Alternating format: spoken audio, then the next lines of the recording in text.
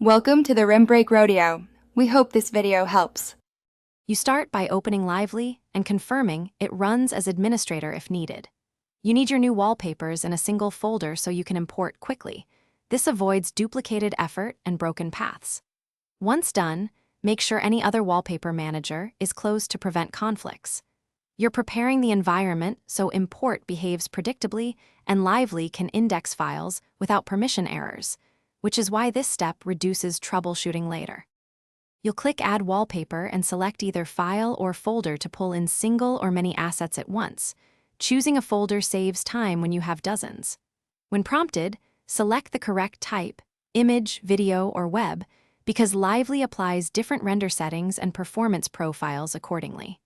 After import, create or assign a profile so your additions are grouped. This helps you switch collections without rebuilding settings and explains why organizing now saves repeated configuration later.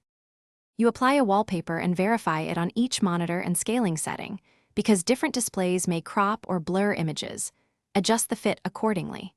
If performance suffers, lower quality or pause animated wallpapers to reduce CPU and GPU load. This trade-off preserves system responsiveness.